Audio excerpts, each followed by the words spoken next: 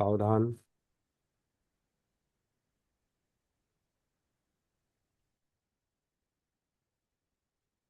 17वी गाथा आज आपण पाहूया.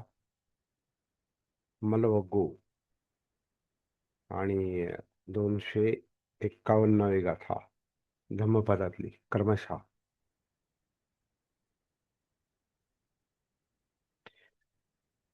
नथी राग समो अग्गी, नथी दोष समो गह, नथी मोह समं जालं, नथी तन्हा समानदी. आसक्ती सारखा आसक्तीसारखी दुसरा अग्नी नाही. द्वेषासारखा दुसरा ग्रह नाही. मोहासारखं दुसरं जाळं नाही. आणि तृष्णेसारखी दुसरी नदी नाही. इंटरेस्टिंग गाथा आहे आणि प्रॅक्टिकल विषय आहे. पाहण्याचा विषय आहे, अनुभवण्याचा विषय आहे, जाणून घेण्याचा विषय आहे. गाथेची रचना ज्यांनी कुणी केलेली आहे, म्हणजे हे काव्य आहे. म्हणजे धम्मपद हे एक प्रकारचं काव्य आहे. पद आहे म्हणजे काव्य आहे. आणि काव्य रचणारे इतर इतर कुणी पण असू शकतात. आणि बुद्धांचे पण असू शकतात हे शब्द.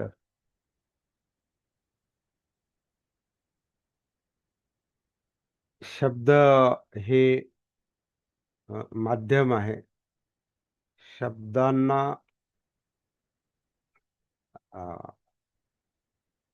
Finger pointing to the moon असं, म्हणजे अ, सूर्याकडे चंद्राकडे दाखवलेलं बोट.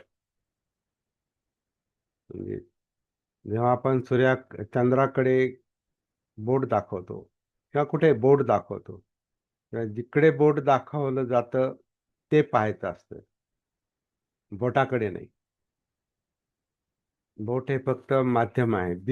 दिशादर्शक तो एक संकेत आहे. आणि त्या संकेताला, त्या बोटाला धरण्याऐवजी, त्या माध्यमाला धरण्याऐवजी, त्या शब्दाला धरण्याऐवजी, ते शब्द काय सांगतात त्याला अंगुली निर्देश असा शब्द आहे ना. अंगुली निर्देश, अंगुली म्हणजे बोट. हे बोट काय काय निर्देश करतं, कुठे काय दाखवतंय, काय काय सांगायचंय त्याला. तर त्या बोटामध्ये किंवा त्या शब्दांमध्ये अडकून पडण्याऐवजी त्याला जे सांगायचं ते आपल्याला महत्वाचं असतं. जसं आता या शब्दांमध्ये राग राग म्हणजे लोभ. खरं म्हणजे राग हा हिंदी शब्द आहे आणि पाली पण शब्द आहे. आणि अ, हिंदीमध्ये राग किंवा पालीमधला रागाचा अर्थ मराठी राग नाही. आपण मराठीत राग, क्रोधाला राग म्हणतो. हिंदीमध्ये किंवा पालीमध्ये आसक्तीला राग म्हणतात, म्हणजे लोभाला राग म्हणतात. पाहिजे पाहिजे पाहिजे, तर जो लोभ असतो त्याला राग म्हटलेला आहे. आणि त्याला अग्नीची उपमा दिलेली आहे. नुसतीच अग्नीची उपमा नाही दिली, त्याच्यासारखा दुसरा अग्नी नाही. लोभासारखा, आसक्तीसारखा दुसरा अग्नी नाही. दुसरा अग्नी नाही म्हणजे तो तो कायमच प्रज्वलित असतो.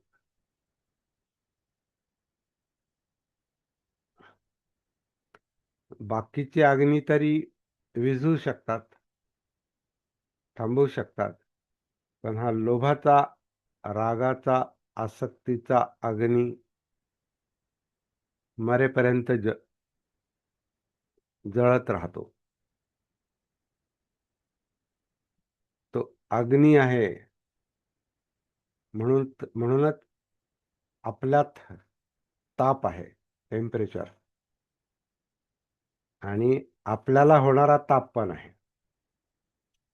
म्हणजे संतप्त अवस्था ज्याला आपण म्हणतो, ताप, संताप, तप्त अवस्था, तो अग्नीच आहे. आणि तो अग्नी जरी शांत झाला, रागाचा अग्नी, तृष्णेचा अग्नी, तरी जगण्यासाठी तो अग्नी, ती इच्छा शक्ती ही अग्नीसारखी जळतच असते. त्याला आपण चेतना म्हणतो.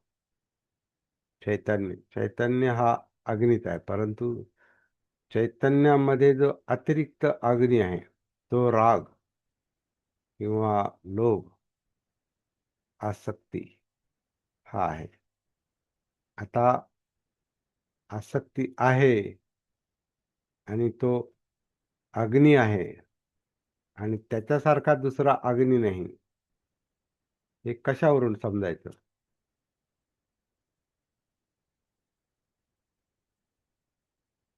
आपला तसा अनुभव आहे का, हे पाहावं लागतं. नाही तर हा अंगुली निर्देश आहे. इथं याला काहीतरी या गाथेतल्या शब्दांना काहीतरी सांगायचंय.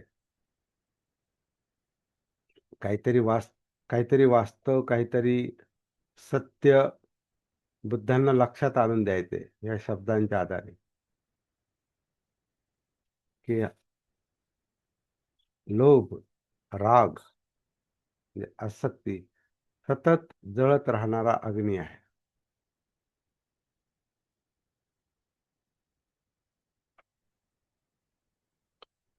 आणि हा अग्नी अर्थातच चित्तामध्ये असतो. चित्त, त्याचा विचार करणारा अंग म्हणजे मनोधम्म, त्याचा परिणाम सुख-दुःख, जाणीवा, हे आपल्या जाणीवांमध्ये जाणवतं.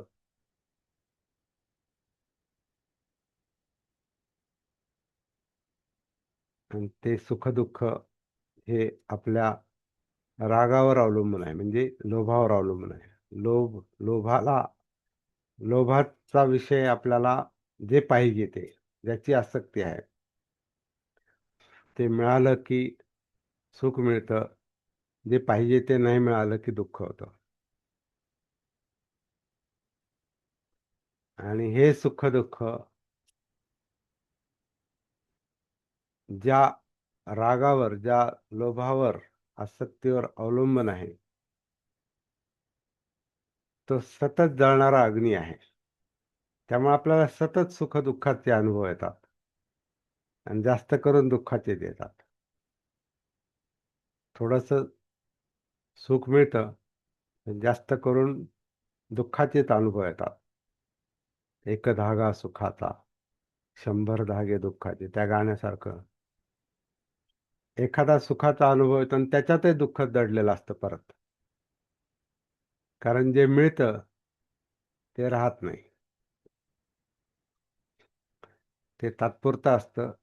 लगेच दुसरी इच्छा, दुसरी तृष्णा, दुसरा राग, दुसरा लोभ, दुसरं पाहिजे, दुसरं. आता हे सारखं पाहिजेचा जो अग्नी आहे, हा सतत प्रज्वलित असतो. हे आपल्याला आपल्या सतीच्या जागृतीच्या आधारे स्वतःमध्ये उतरून, म्हणजे या कायेमध्ये उतरून, कायेतला जिवंतपणा म्हणजे हा अग्नी आहे,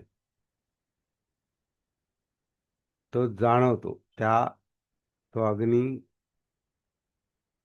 ते तो ताप, दुःखाचा ताप, संताप काय असेल तो जाणवतो. जाणीवा, वेदना, आणि त्याच्या पाठीमागे दडलेलं असतं तो हा राग म्हणजे चित्त.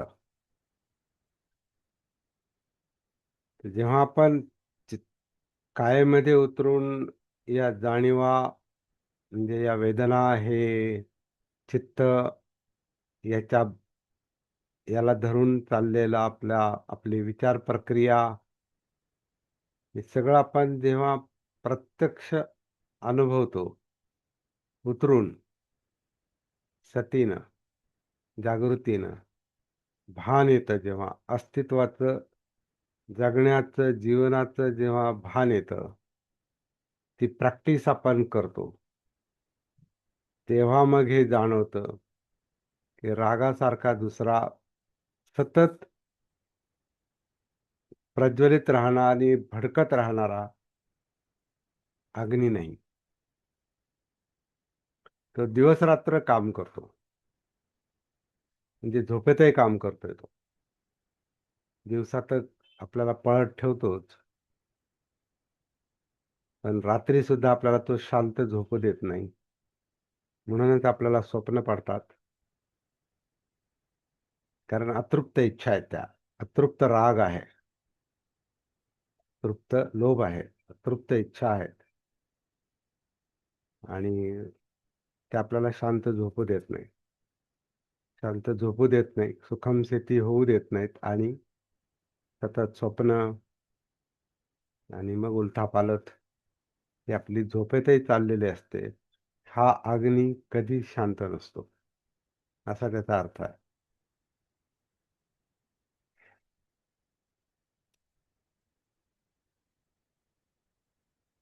आणि याला कायम काही ना काही पाहिजे असतं. अग्नीला इंधन असेल तरच अग्नी प्रज्वलित राहतो.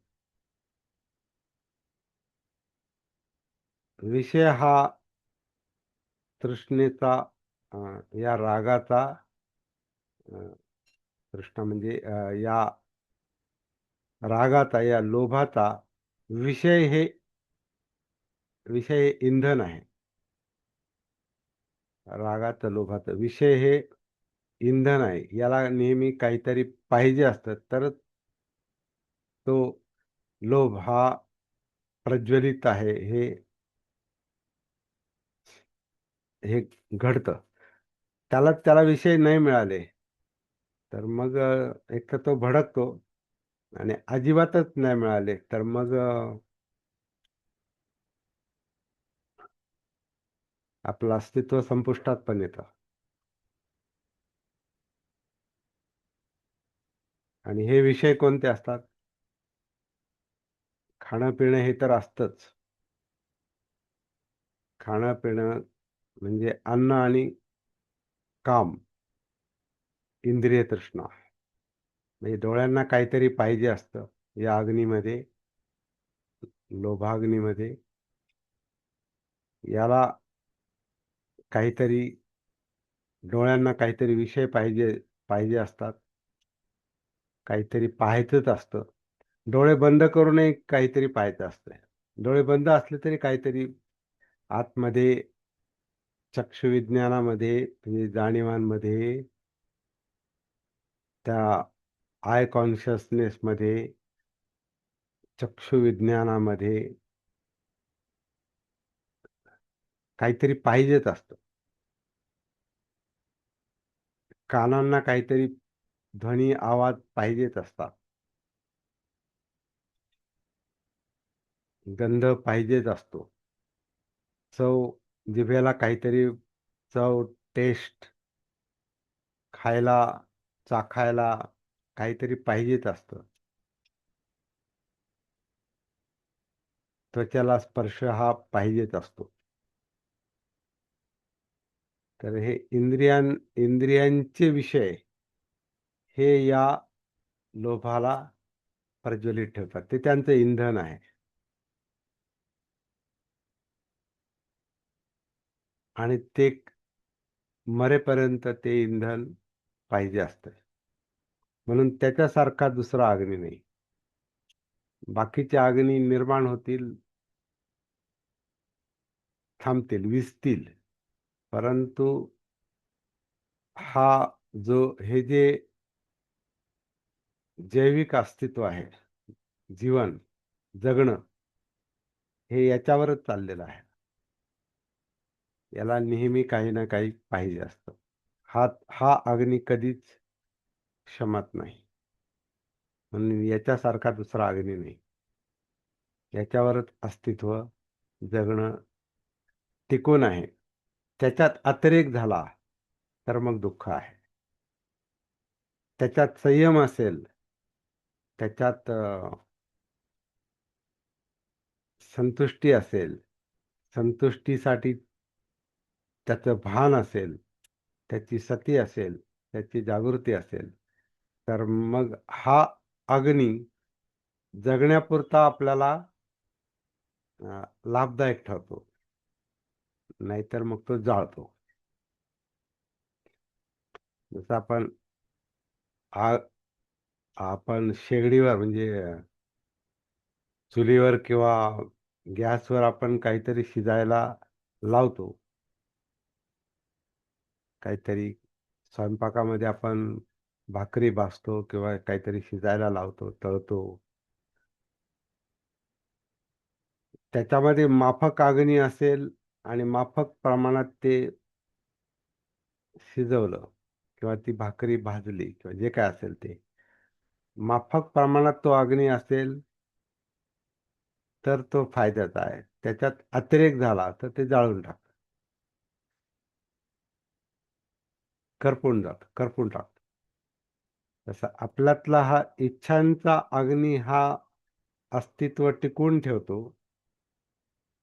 पण याचं रूपांतर रागात झालं, लोभात झालं, की मग तो जाळतो. आणि ते जाळणं, ते जळणं, अतिरिक्त जळणं यातनादायक असतं. म्हणून हा अग्नी जाळतो. याच्यासारखा दुसरा भयंकर अग्नी नाही, असं पण याचा अर्थ निघतो. आता जिथं काही ना काही आपल्याला पाहिजे असतं, तिथं प्रत्येक ठिकाणी काहीतरी अडथळा असतो. सगळ्यात लोभाच्या गोष्टी, सगळ्यात पाहिजे असलेल्या गोष्टी, सगळ्याच इच्छा सरळ सरळ कधीच तृप्त होत नाहीत. आणि जरी झाल्या तरी त्या शांत होत नाहीत. त्याच्यातून दुसरं काहीतरी पाहिजे, पुढचं काहीतरी पाहिजे. आणि हे होत असताना काहीतरी मध्ये अडथळे असतात. जिथं काहीतरी पाहिजे असतं तिथं दुसरं काहीतरी नको पण असतं. आणि जे नको असतं त्याचा द्वेष असतो. नको, द्वेष. आणि हे द्वेष हा जो नकोची जी भूमिका आहे मनाची, द्वेषाची जी जी अवस्था आहे ती नेहमी अं, ग्रहासारखी असते असं म्हटलेलं आता इथं. ग्रह ग्रह काय करतो? अं, ग्रह पासून ग्रहण शब्द आहे ना, ग्रहण. जिथं ग्रहण लागतं तिथं तो विशिष्ट भाग तो झाकला जातो. म्हणजे चंद्रग्रहण लागलं तर चंद्र झाकला जातो. सूर्यग्रहण लागलं तर सूर्य झाकला जातो.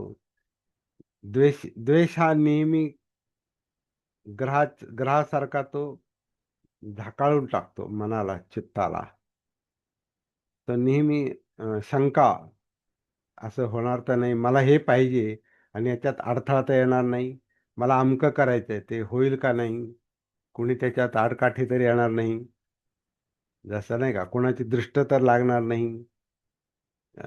आणि ही जी माणसाची मानसिकता आहे याच्यातून ज्या अंधश्रद्धा ज्या निर्माण होतात किंवा शकून अपशकुनाच्या गोष्टी ज्या निर्माण होतात, अशा पण अज्ञानामध्ये काही गोष्टी घडतात हे आपल्याला माहिती आहे. म्हणजे मांजर आडवं जाणं, नाही का, किंवा कोणी शिंकला, काय तर आता आपलं काही काम होणार नाही, अडथळा निर्माण, कुणी काय विचारलं. पूर्वी बघा ते एक म्हणजे मला आठवतं माझ्या लहानपणी, असं वडिलांना किंवा कोणा नातेवाईकाला की कुठे चालले तुम्ही, तर मला माझे दुसरे माझी आत्या किंवा दुसरं कोणी असेल फटका मारायचे. का तर म्हणे बाहेर जाणाऱ्याला विचारू नये कुठे चालले, अपशकुन होतो, नाट लागते. तर हा जो भाग आहे की जे पाहिजे ते होणार नाही, त्याच्यात हा अडथळा असतो. म्हणजे ते आणि मग त्याच्यामध्ये ते विचारणाऱ्याला म्हणजे फटका का मारतात, तर तो द्वेष निर्माण होतो.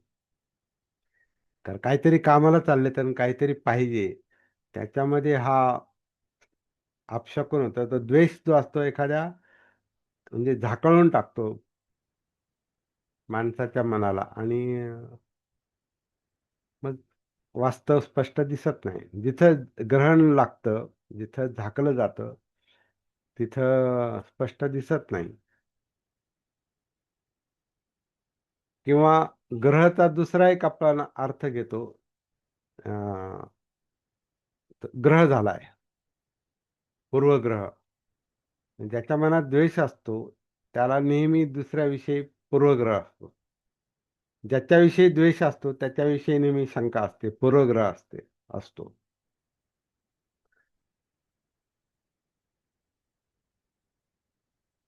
म्हणजे आपण काहीतरी करायला जातो आणि नको असलेली गोष्ट घडते, नको असलेला माणूस येतो किंवा दुसरं असं काहीतरी त्या माणसाला त्याच्याविषयीचा जो द्वेष असतो, तो ग्रह निर्माण होतो. आता काय आपलं काम होणार नाही, वगैरे, वगैरे. म्हणजे ग्रह म्हणजे झाकाळून जाणं किंवा पूर्वग्रह निर्माण होणं, शंका निर्माण होणं. कारण दुसऱ्या बाजूला राग जो त्याला काहीतरी पाहिजे असतं आणि त्याच्यात हा दोष याचा अडथळा असतो. आणि द्वेष हा कायम माणसाला ग्रहामध्ये ठेवतो. लोभ आणि द्वेष हे चित्ताचे दोन पॉइझन म्हटलेले आहेत. तसं यांना दोन्हींना अग्नी पण म्हटलेलं आहे. लोभाग्नी आणि द्वेषाग्नी. तिसरा पण अग्नी आहे, मोहाग्नी, अविद्या, अज्ञान, भ्रामक अवस्था, सती नसलेली अवस्था, अजागृत अवस्था. त्याच्यात नेहमी भ्रम असतो. कारण स्पष्ट काहीच दिसत नाही. आणि त्या भ्रमात त्या भ्रमामुळेच ते लोभ आणि द्वेष हे दोन अग्नी जास्त टिकून राहतात किंवा भडकतात, प्रज्वलित राहतात. असं पण एका ठिकाणी उपमा दिलेली आहे. आता ही कसं आहे, की या गाथेत किंवा या पदामध्ये लिहिणाऱ्यांनी जी शब्दरचना केली त्याप्रमाणे आपण विचार करतो. परंतु इतरांनी वेगळं पण सांगितलेलं आहे. इतरत्र वेगळं पण सांगितलेलं आहे. म्हणून बऱ्याचशा सुत्तांमध्ये, गाथांमध्ये एक वाक्यता नाही.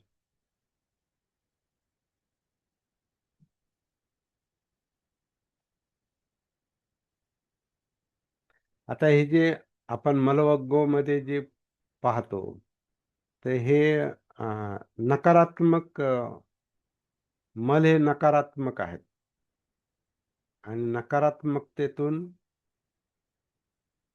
नकारात्मक किंवा वाईट कर्म घडतं, वर्तन घडतं. कारण जसं जसं चित्त असतं तसंच वर्तन घडतं. म्हणजे राग असेल, लोभ असेल तर लोभाचं वर्तन घडतं, लोभाचं बोलणं होतं. द्वेष असेल तर द्वेषाचं वर्तन होतं, द्वेषाचे शब्द येतात, द्वेषाचे विचार चालतात. कारण चित्तामध्ये द्वेष ही भावना, इमोशन तयार होतं. तर वाईट कर्म घडतं म्हणजे त्याला दुसरा एक शब्द वापरलाय, पापकर्म.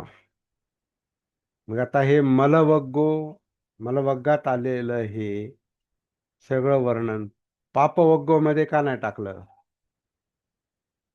तर नाही ते आता लिहिणाऱ्याला असं वाटलं की नाही ह्याला पापवग्गात टाकावं, याला मलवग्गात टाकावं. परंतु त्याचा मतिता अर्थ एकच आहे सगळा. त्याच्यामुळे आपण कसं आहे, अभ्यास करताना आपण त्या शब्दांना धरून अभ्यास करतो. पण ते तसंच आहे असंही नाही. म्हणजे आता मला असं म्हणायचंय की रागाला अग्नी म्हटलंय आणि द्वेषाला ग्रह म्हटलंय. पुढे तिसरा पण पुढचा जो शब्द आहे तो मोहाला जाल म्हटलंय. जाल, जाळ म्हणजे अडकवून टाकणार. अविद्या, अज्ञान जे आहे हे नेहमी कशात ना कशात अडकवून टाकते. कारण जे आहे ते वास्तव, सत्य, अस्तित्व स्पष्ट दिसत नाही. ती मो मोह ही भ्रामक अवस्था आहे. त्याला अविद्या पण म्हटलेलं आहे. ते जाणत नाही. जाणत का नाही? त्याचा बोध नाही. त्याचा बोध होत नाही. त्याचं स्वरूप लक्षात येत नाही. आणि तो बोध का होत नाही? त्याचं स्वरूप लक्षात का येत नाही? कारण ते दिसत नाही. दिसत का नाही? तर त्याचं ते पाहत नाही. पाहत नाही म्हणजे त्याच्याविषयीचं भान नाही. त्याच्याविषयीची जागृती नाही. त्याच्याशी संपर्क नाही. त्याची सती नाही. आणि त्याच्यामुळे ह्या सगळ्या गोष्टी घडतात. म्हणून पुन्हा मुख्य गोष्ट जी बुद्धांनी सांगितली ती सती. सती संप्रजन्य, भानावर या, जागृत व्हा. कायेच्या पातळीवर, चित्ताच्या पातळीवर, जाणीवांच्या पातळीवर, विचारांच्या पातळीवर, इंद्रियांच्या पातळीवर, डोळे, कान, नाक, जीभ, त्वचा, चालणं, बोलणं, बसणं, उठणं, झोपणं, प्रत्येक काम, प्रत्येक गोष्ट जी आहे ही सतीच्या प्रकाशात चालली पाहिजे. आतून. कारण हे आत चाललंय तर आतूनच प्रकाश पाहिजे तो. म्हणून सतीची सुरुवात आतमध्येच आहे. म्हणून आतलं आनापान पाहायला सांगितलंय. बाहेरचं नाही. आनापान सती ही आतलीच असू शकते. कारण ते आनापान सती कायेत उतरण्यासाठी सांगितलेले आहे. कायेत का उतरायचं? हे सगळं जे आपण अभ्यास करतो हे त्या कायेमध्येच आहे. हे सगळं जे जाणवणार आहे, वेदना, फिलिंग, हे त्या जिवंत कायेमध्ये आहे. म्हणून जिवंत कायेत उतरण्यासाठी आपल्याला आनापान हे एक माध्यम, एक नाव, एक तराफा, एक वाहन, एक साधन सांगितलेलं आहे. त्या साधनाला धरून आपण जे काही, त्याच्या आधारे जे काही आपण करतो त्याला साधना म्हटलेलं आहे.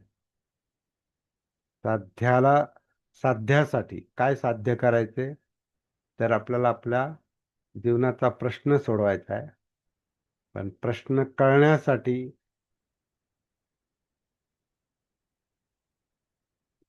जीवनाचा प्रश्न म्हणजे दुःख आहे, यातना आहे. ते दुःख ते कळण्यासाठी, दुःखाचं कारण कळण्यासाठी, दुःखमुक्ती साध्य करण्यासाठी दुःखाचं कारण कळालं पाहिजे. दुःखमुक्ती हे साध्य आहे. आणि ते कारण कळण्यासाठी आपण ज्या साधनांचा वापर करून, ज्या साधनाचा वापर करून आपण साधना करतो, साधन आणि साधना एका मात्राचा फरक आहे.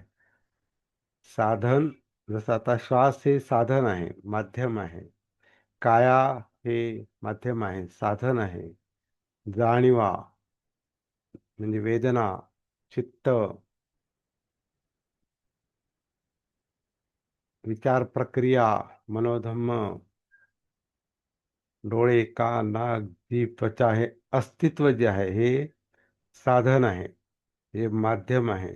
याच्या याच्यातल्या हालचालींच्या आधारेच, मुवमेंटच्या आधारे, कारण जिवंत आहे हे अस्तित्व, जिवंत आहे. त्याच्यामध्ये काही ना काही हालचाली चालू आहेत, मुवमेंट्स. जिवंतपणा आहे म्हणजे मुवमेंट्स आहेत, काहीतरी हालचाली आहेत, कंपन आहेत. त्या जाणीवांच्या आधारे, त्या वेदनांच्या आधारे आपल्याला या जीवनामध्ये उतरावं लागतं, अस्तित्वामध्ये उतरावं लागतं. ते साधन आहे. आणि ते उतरण्याचं काम म्हणजे सती साधना, त्याचं भान ठेवणं, त्याची सती ठेवणं. उदाहरणार्थ आन ही एक हालचाल आहे, मुवमेंट आहे. अपान ही एक हालचाल आहे. या क्षणात, आत्ता, आन, अपान, किंवा आता माझ्यासाठी बोलणं हे सतीचा विषय आहे. शब्द हे माझ्यासाठी सतीचा विषय आहे. जो ध्वनी निर्माण होतो बोलण्यामधून, त्याची जी कंपनं निर्माण होतात, जी कंपनं शरीरामध्ये जाणवतात, स्वरयंत्रामध्ये, छातीमध्ये, पोटामध्ये, त्याला त्याचे आघात जे आहेत, त्या हालचाली आहेत, तर तो माझ्यासाठी आत्ता सतीचा विषय आहे. त्याचबरोबर हे हे ध्वनी ऐकू येतात, तर ऐकण्यामध्ये पण सती. तुम्ही आता शांतपणे ऐकता, तर तुमच्यासाठी अं, ऐकणं हा सतीचा विषय आहे. आणि त्याला धरून मनात जे जे काही निर्माण होतं, तो सतीचा विषय आहे. जे विचार येतात, ज्या जी चित्तावस्था तयार होते, समजा शांततेचा अनुभव येत असेल, तर ती शांतता हा सतीचा विषय आहे. किंवा आपलं लक्ष लागत नाही, तर तोही सतीचा विषय आहे. इथं काय चाललंय, आपण इथं बसलो, ऐकतोय, पण ऐकता येत नाही. कारण चित्त थाऱ्यावर नाही, चित्त इथं नाही, मनात वेगळंच चाललेलं आहे. आणि अस्थिरता आहे, अस्वस्थता आहे, म्हणून ऐकता येत नाही. तर हा सगळा सतीचा मामला आहे. सतीचा प्रांत आहे. सतीला कुठला एक विषय नाही. सती म्हणजे वर्तमानात जे काही आहे ते, जसं आहे तसं. शांतपणे ऐकता येतंय ती सती आहे, आणि शांतपणे ऐकता येत नाही ती पण सतीच आहे. ते सतीमुळेच कळतं. आणि मग परत भानावर येतो आपण. आपण भानावर नाही हे कळाल्याबरोबर आपण थोडंसं भानावर येतो. परंतु मनामध्ये हे जे काही, हा अग्नी प्रज्वलित आहे, हा ग्रह जो काम करतोय, हे जे काय म्हणतात, पूर्वग्रह किंवा द्वेषामध्ये, कारण काहीतरी नावडणाऱ्या गोष्टी अजागृत मनात चाललेल्याच आहेत. आणि त्या लाखो आहेत त्या गोष्टी. हजारो लाखो गोष्टी आपल्या मनामध्ये पाहिजे नकोच्या विषयांमध्ये, आपल्या पूर्वानुभवानुसार, लहानपणापासून, जन्मल्यापासून ज्या अनेक गोष्टी संस्काराच्या रूपानं त्या सक्रिय आहेत, ते सगळे, त्यातले सगळे विषय हे एकतर रागामध्ये येऊ शकतात, लोभामध्ये, किंवा द्वेषामध्ये येऊ शकतात. आणि त्याचं जर भान नसेल, तर ती मोहावस्था आहे, ती अविद्या आहे, अजागृत अवस्था आहे. आणि जागृती आली की ती यांचा प्रभाव कमी होतो. तर त्याच्यातून जी शांतता निर्माण होते, स्थिरता निर्माण होते, एकाग्रता निर्माण होते, समाधी येते, तो पण सतीचा विषय आहे. म्हणजे सती म्हणजे चांगलंच वाईट असं काही नाही. सतीला सगळं, जसं डोळ्यांना जे दिसतंय ते दिसतंय. ते चांगलं का वाईट हा नंतरचा मुद्दा आहे. जे दिसतंय ते दिसतंय. आपण त्याला नंतर म्हणतो, हा हे चांगलं आहे आणि हे वाईट आहे, हे योग्य आहे, हे अयोग्य आहे, हे चुकीचं आहे, हे बरोबर आहे, ते नंतर. पण आधी दिसतंय ते दिसतंय, ऐकू येतंय ते ऐकू येतंय. गंध आहे तो गंध आहे, नाकाचं काम गंध घेणं आहे. पण तो दुर्गंध आहे का सुगंध आहे, हे नंतरचा प्रश्न आहे. चव घेणं जिभेचं काम आहे, ती चांगली चव आहे की वाईट आहे, हे नंतरचं काम आहे.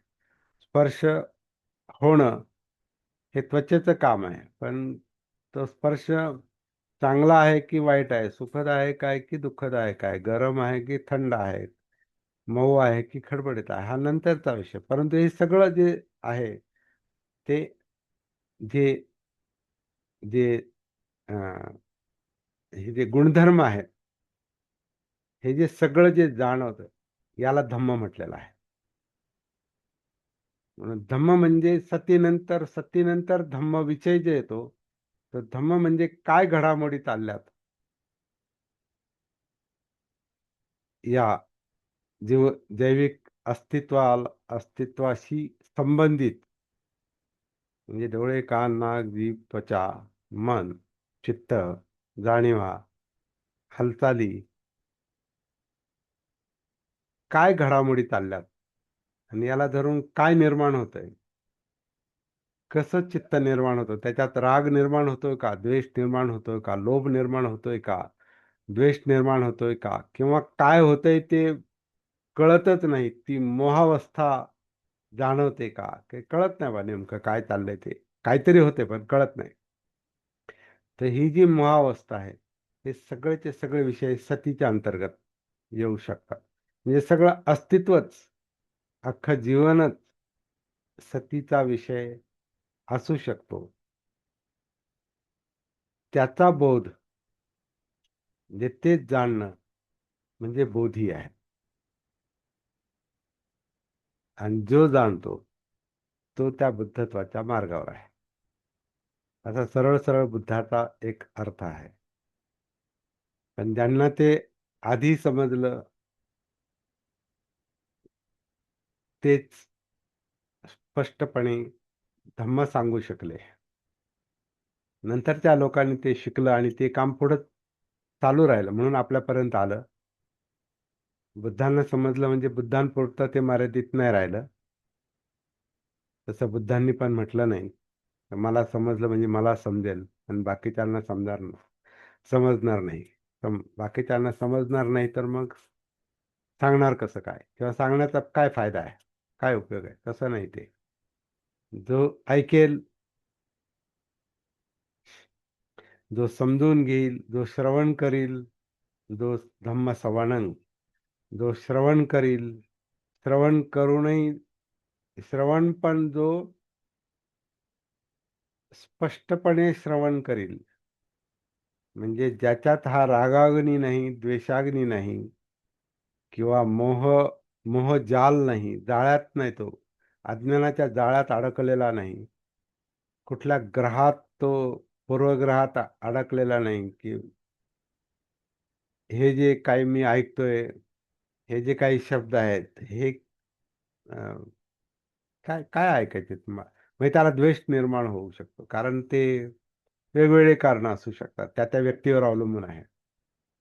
त्याला समजा एखाद्याला बुद्धाबद्दल किंवा धम्माबद्दल आत्मीयताच नसेल, तर तो ऐकायचं सोडूनच द्या, तो जवळपास पण फिरकणार नाही. परंतु एखाद्याला ऐकायची इच्छा असेलही, पण त्याचं मन हे या यांनी पछाडलेलं असेल, रागानं म्हणजे लोभानं आणि द्वेषानं पछाडलेलं असेल, झपाटलेलं असेल, बाधित असेल, प्रदूषित असेल, तरी त्याची ग्रहणशीलता कमी होते. मग तो ऐकू शकत नाही. इच्छा आहे, पण ऐकू शकत नाही. म्हणून मुख्य काम माणसाला, मला वाटतं, हेच करणं गरजेचं आहे साधकाला, की स्वतःला आधी पात्र बनवणं. धम्म शिकण्यासाठी पात्र बनवणं. आणि धम्म शिकण्यासाठी पात्र बनवण्यासाठी स्वतःची जाग आली पाहिजे, भान आलं पाहिजे, सती आली पाहिजे. मग हे पॉइझन कमी होतात. हे पॉइझन, आता याला लोभाला द्वेषाला पॉइझन म्हटलेलं आहे.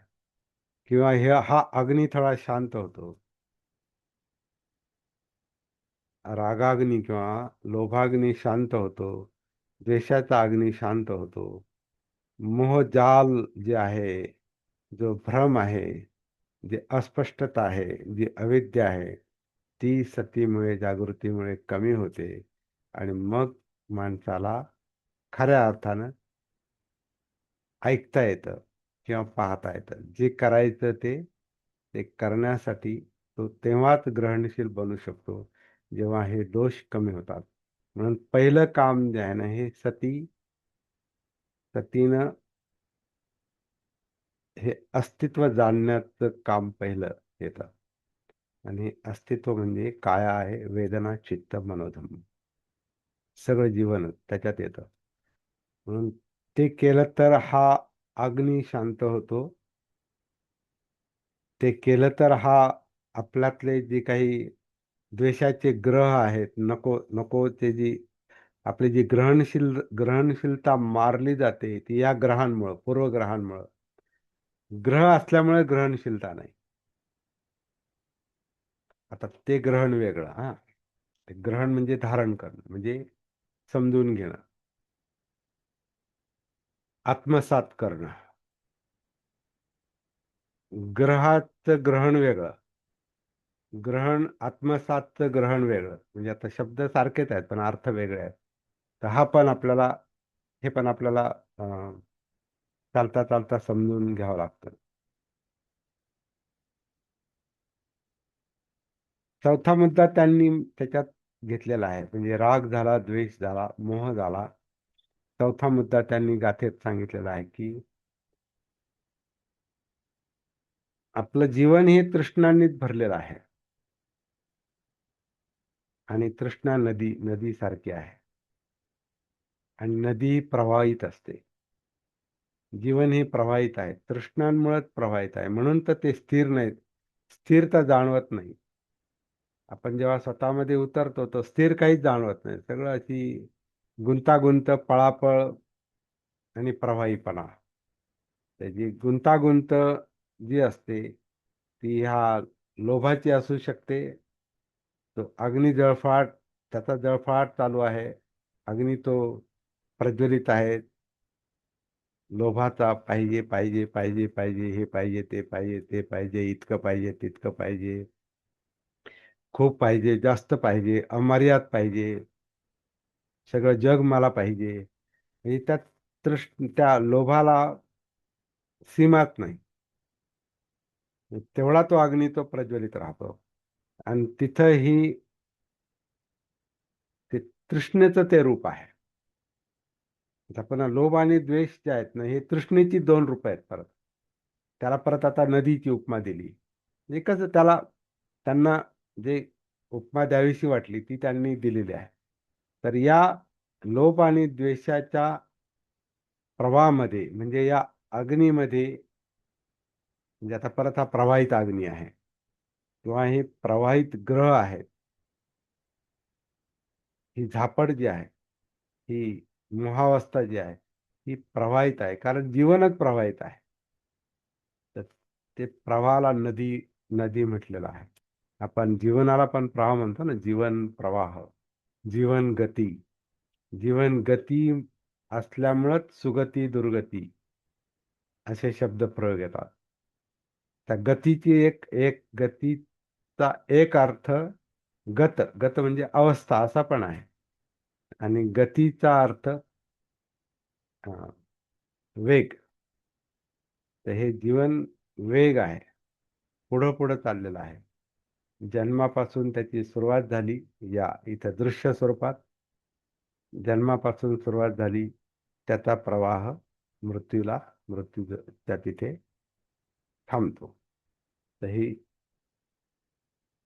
तण्णा, त्याच्यामध्ये तृष्णा आहे, म्हणूनच हा प्रवाह चालू आहे. आणि तण्णा हे दुःख आहे. दुःखाचं मूळ हे तृष्णा आहे. दुःखाचं मूळ तृष्णा आहे. तृष्णेचं कारण अविद्या आहे आणि अविद्येचं कारण भान नाही, सती नाही, जागृती नाही. हे सगळं एकच गोष्ट आहे, परंतु वेगळ्या पद्धतीनं सांगण्याचा प्रयत्न या गाथेमध्ये दिसतो. आणि आपल्याला जे त्याच्यातून जो काही बोध होतो त्याच्यावर आपण हे सती धम्मचिंतन करतोय. इतकं आज पुरे आहे. राग द्वेष राग. हा, आजचं विश्लेषण म्हटलं खूप छान झालेलं आहे. आणि चार मुद्दे जे आपण अगदी सविस्तरपणे आम्हाला समजावून सांगितलेले. आसक्ती, आसक्ती समान आग नाही वगैरे, किंवा दुसरा अग्नी नाही, द्वेषासारखा दुसरा ग्रह नाही, मोहासारखे जाळे नाही वगैरे. तर ही सुटका करून घ्यायची असेल ना आपल्याला, सतीशिवाय पर्याय नाही. प्रश्नच नाही. आणि हे कठीण आहे, कारण आसक्तीवरच आपलं जीवन आहे सध्या. तर ती आग आहे. अग्नी आहे. ज्वलन हे ज्वलनाचं सातत्य हे सतत चालू असतं जीवनात. प्रयत्न पण करायचे. प्रयत्न प्रयत्न केले पाहिजे. प्रयत्न करावेच लागतील. स्वतःला बरं. वाचवायचं असेल, हा. दुःखमुक्ती म्हणजे काय? स्वतःला वाचवणं आहे ना.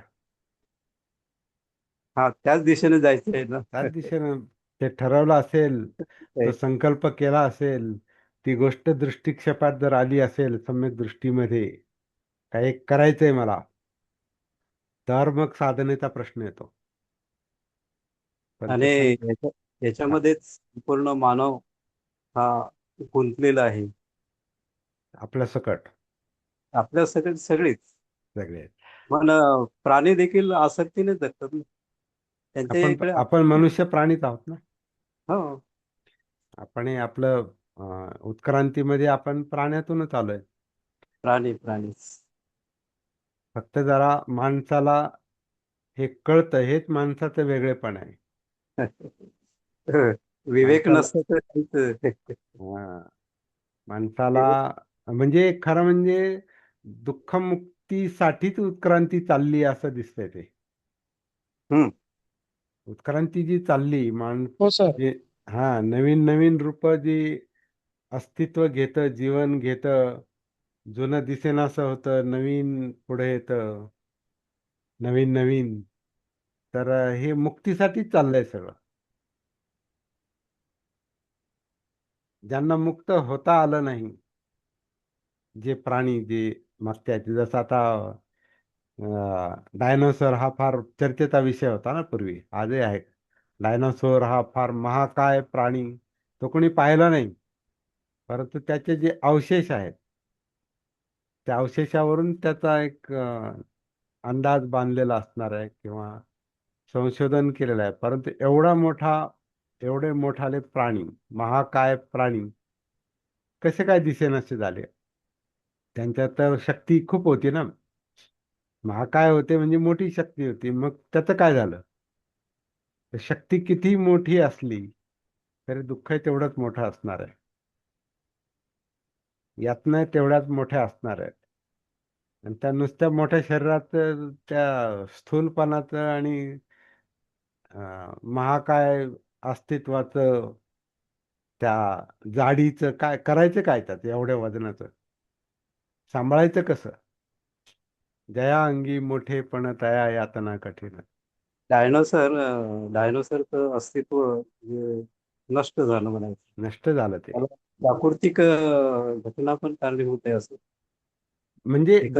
जगणं जिथं मुश्किल होतं, म्हणजे हम्म. जिथं दुःख भोगावं लागतं, तिथं ते अस्तित्व टिकूनच राहत नाही. कारण मुळात जीवन जरी असलं, जगणं जरी माणसाचं चालू असलं किंवा प्राण्यांचं, तरी त्याला ते जगणं पाहिजे, पण दुःख नकोय, यातना नकोय, त्रास नकोय. हे त्याला पण कळतं का? कोणाला? प्राण्यांना. नाही नाही नाही, ते कळण्याचा न कळण्याचा प्रश्न नाही. अच्छा. ऊर्जा नॅचरली. ऊर्जा शक्ती आहे ना, ती नैसर्गिक शक्ती आहे. नॅचरली. हा, ती नैसर्गिक शक्ती ही ही पण अस्तित्व टिकून ठेवण्यासाठी किंवा प्रवाहित राहण्यासाठी सक्रिय असते ना. हम्म. आणि तिला जर प्रवाहित राहता आलं नाही, टिकून राहता आलं नाही, तर ती दुसऱ्या फॉर्म मध्ये जाते. हम्म. जिथं टिकून राहता येत नाही, ती कशाला थांबेल? डायनासोर मध्ये जर ते टिकून राहत नसेल, तर त्याचं मग विभाजन झालं किंवा उत्क्रांती झाली. मग थोडं सोपं अस्तित्व, म्हणजे एक आपण त्याला तर्क नाही करतायत. कारण ह्या ज्या घडामोडी आहेत, ह्या ऊर्जेच्या पातळीवरच्या अं, किंवा चित्त चैतन्याच्या पातळीवरच्या ज्या घडामोडी आहेत, या थोड्याफार तेव्हाच समजतात जेव्हा आपण आपल्यात उतरतो. कारण जोपर्यंत आपण आपल्याला समजून घेत नाही तोपर्यंत जीवन हा प्रकार समजत नाही, लक्षात येत नाही जगणं म्हणजे काय. आपण जगतो, आपलं जगणं चालू आहे, पण जगणं म्हणजे काय? किंवा आता आपण इथं का आहोत? आहोत म्हणजे काय आहोत आणि का आहोत आणि कसे काय आपण इथे? असा प्रश्न स्वतःला विचारला तर काय उत्तर आहे? काय उत्तर मिळतंय का? आपण इथं का आहोत बा? अविद्या. हम्म. याला याला अबोध अवस्था अविद्या म्हटलेलं आहे. आणि या अविद्येमुळे दुःखाची परंपरा चालू राहते. तर ही जी अविद्या, ही अविद्या म्हणजे अं, जे जी एनर्जी आहे, चित्त किंवा मन, हे एनर्जीला तिचं स्वतःच भान नाही, सती नाही, ती त्याच्यामुळे ती अविद्येत आहे. आणि म्हणून ते दुःखाचं त्यांना काही करता येत नाही त्या अविद्येमध्ये. कारण अविद्येचं कारणच ते संस्कार, विज्ञान, नामरूप आणि दुःखापर्यंतची जी 12 कड्यांची परंपरा जी चालते, ते अज्ञानातूनच हे संस्कारित अस्तित्व म्हणजे जीवन हे त्या अज्ञानातच जर सक्रिय असेल तर लोभाग्नी सक्रिय आहे, द्वेषाग्नी सक्रिय आहे, मोहावस्था म्हणजे परत अज्ञान ते सक्रिय आहे. तर ते जोपर्यंत अज्ञान आहे ते तसंच चालतंय ते. आणि परिस्थितीनुसार ते कमी जास्त होतं. म्हणजे लोभ आहे आणि लोभाला इंधन मिळते. इच्छा आहेत आणि इच्छांना इंधन मिळते. तर इच्छा तेवढ्या पुरत्या तृप्तही होतात आणि पुढच्या अपेक्षा पण धरतात. म्हणजे आणखीन पाहिजे आणि मग हे नको, हे पाहिजे मग हे बाकीचं नको. म्हणजे हा जो संघर्ष चाललाय चित्ताच्या पातळीवर, मनाच्या पातळीवर, हे काय चाललंय माहिती नाही. तर जोपर्यंत ते अनुकूल असतं वातावरण किंवा आपली शरीर स्थिती किंवा आपली आर्थिक स्थिती, सामाजिक स्थिती, राजकीय स्थिती, भौगोलिक स्थिती. आता भौगोलिक पण समजा आता हे उष्णतेची लाट चालू आहे, भयंकर उष्णता आहे. उष्णतेमध्ये काही जीव गेले, मेले. काही माणसं पण चक्कर येऊन पडले, मेले काही. उष्माघात झाला, त्याच्यातून काही ना बाकीच्या व्याधी उद्भवल्या. काही असे छोटे मोठे प्राणी तर किती गायब झाले असतील, कळणार पण नाही. तर भौगोलिक परिस्थितीवर, वातावरणावर पण आपलं अस्तित्व अवलंबून आहे. माग कोरोना आला, गेले लोक. तर ही एनर्जी, ही ऊर्जा, ही शक्ती, यातल्या इच्छा आकांक्षा, हे जगणं, याला जर अनुकूल वातावरण असेल तर हे टिकून राहतं. नाहीतर नीट खायला मिळालं नाही, पाणी नीट मिळालं नाही, सुरक्षितता नाही मिळाली, योग्य वातावरण नसेल, योग्य हवामान नसेल, खूप उष्णता असेल, खूप पाऊस पडत असेल, कडाक्याची थंडी असेल, तर तिथे जीवन धोक्यात येतं. म्हणजे हे जे जगणं आहे हे परिस्थितीवर अवलंबून आहे. आपल्याला काय पाहिजे, म्हणजे मनाला, चित्ताला काय इच्छा आणि आकांक्षा आणि तृष्णा आहेत, ह्याच्यावर नाही चाललं. ते त्या फक्त इच्छा आहेत, पण त्याला अनुकूल परिस्थिती पण पाहिजे. ती नसेल तर त्या इच्छा आकांक्षा तृष्णा ह्या दुःख भोगतात आणि त्याच्यामध्ये अंत होतो.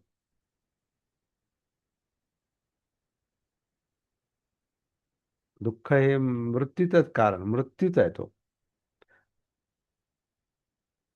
म्हणून आता ही बुद्ध धम्माची जी शिकवण आहे ही खूप खोलात त्याच्यात काय म्हणतात, बुडी मारून आपल्याला धम्मचिंतन, सती धम्मचिंतन जे म्हणतो ना, ते आता हे आधी आधी आधी नाही, ते आत्ताच करावं लागतं ह्या जागृत अवस्थेत, वर्तमान सतीमध्ये. म्हणून सती धम्मचिंतन, सती म्हणजे आत्ता काय जाणवतंय. उदाहरणार्थ या गाथेला धरून काय जाणवतंय, हे आधी नाही जाणवलं. हे आत्ता, हे आत्ताच काम आहे. म्हणून आपल्या जीवनाकडं आत्ताच पाहणं शक्य आहे. आत्ता झालं ते गेलं.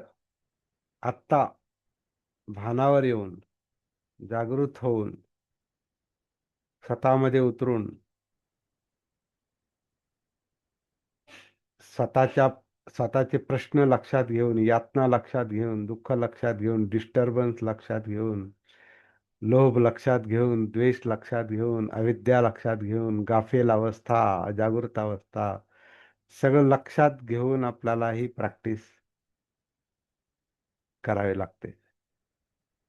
आणि या जीवनाचा प्रश्न सोडवण्याचा प्रयत्न करावा लागतो. याच्यात आपण जितके यशस्वी होऊ, तितकं आपल्या जीवनाचा हेतू साध्य झाला. नाही तर मग जीवन प्रवाहित ही नदी आहे. नदीमध्ये आपण पडलेलो आहोत. हे जीवन चालू आहे. हे जसं जाणार आहे तसं परिस्थितीनुसार जाणारच आहे. पण बुद्धाला जो मुद्दा सापडला, की जे चाललंय त्याचं भान ठेवा, त्याच्यात उतरा, पहा, पस्सिको, हे ही पस्सिको, या आणि पहा. इथंच, आत्ताच झालं गेलं गेलं ते प्रवाह. नदीतून आपण आलो आता इथपर्यंत. मी 71 वर्ष वाहत वाहत आलो. आता असंच पुढे जाऊन गटांगळा खायच्या की थोडं पहिलं तरी जायचं. हे कौशल्यावर कुशलस्य उपसंपदा. हे कौशल्य मला किती सापडेल, मी किती, म्हणजे कसं धसाच लावणं म्हणतात ना, जे काय म्हणतात त्याला, व्यायाम, सम्यक व्यायाम जो आहे तो फार, सती नंतर येणारा उलटा सम्यक व्यायाम जो आहे तो फार कस लावून करावा लागतो. आणि जसं बाबासाहेबांनी अस्पृश्यतेचा प्रश्न बोलताना काय म्हटलं, आता आता माझ्या डोक्यात दुसरा काही विषय नाही म्हटले. येथ वाचून काही बोलू नये, मला दुसरं काही बोलायचंच नाही आता. एवढा तो असा कठीण संकल्प होता तो, की मला दुसरं काय बोलायचं नाही आता.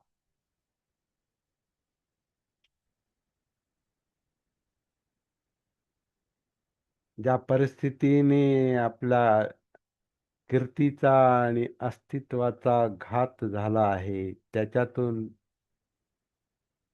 बाहेर पडण्यासाठी असं काही म्हणतात मला, ते त्यांचा संदेश माझा पूर्ण तो पाठ नाही, परंतु ज्या परिस्थितीत आपण सापडलेलो आहोत, सगळी कामं बाजूला ठेवून त्याच्यात उतरा म्हणतात, तर ते काम होईल. आणि म्हणून ते अस्पृश्यता निवारणाचं काम झालं ते. तसं आपल्या जीवनाचं काम आहे, जगण्याचं. बाबासाहेबांनी ते काम केलं आणि ते म्हणे पुढचं काम आता बुद्धाच्या मार्गाने.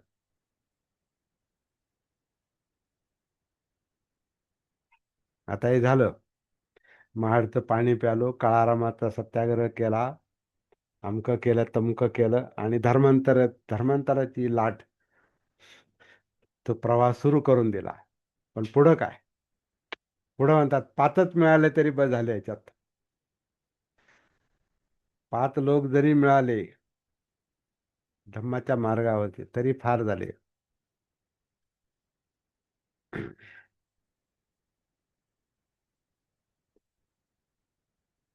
सोपं नाही, पण अशक्य पण नाही.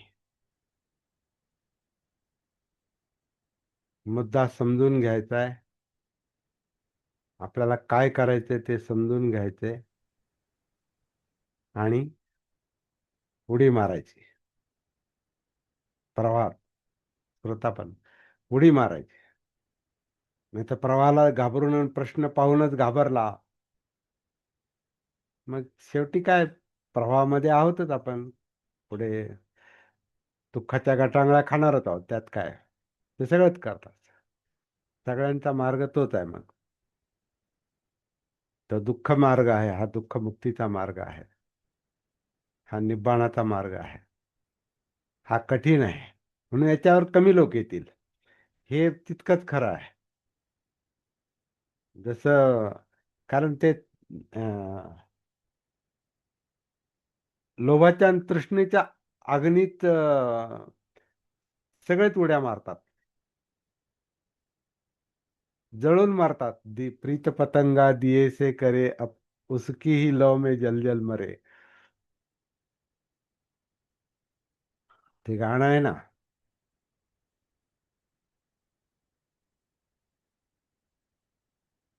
तो पतंग, किडा, अग्नी, अग्नीच्या त्या प्रकाशाची त्याला ओढ असते, पण तो जातो अग्नीमध्ये. त्याला ते प्रकाश भावतो, म्हणून तो त्याच्यावर झडप घालतो. आणि त्याच्यात लव म्हणजे उष्णता. उसकी ही लव में वो जल जल मरे. ते असंच प्राण्यांचं चाललेलं असते आणि माणसांचं पण. आणि ते सोपा मार्ग आहे, त्याला काय डोकं नाही चालवायचं.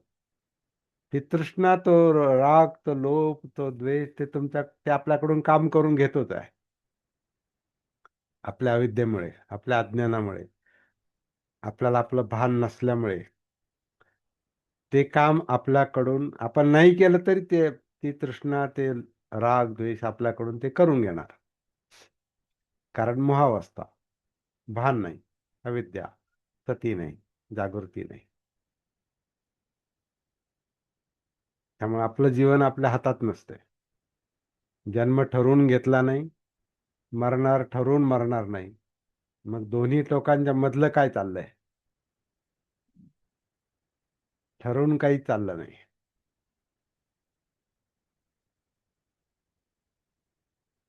म्हणून भवचक्र म्हटलंय त्याला.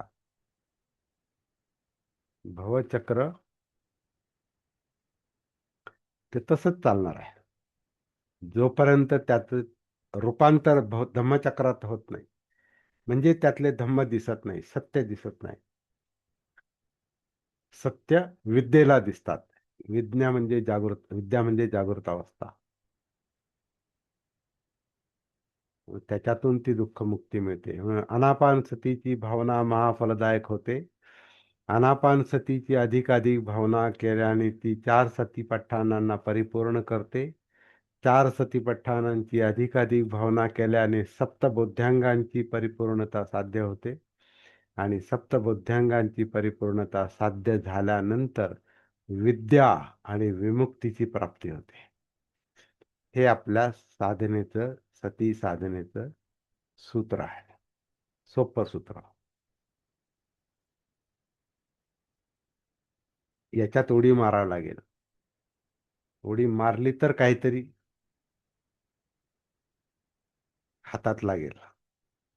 नाही उडी मारली तर भवचक्र आपल्याला चालवतच आहे. मग काय, बाकी आपल्याला काय डोकं चालवायची गरज नाही.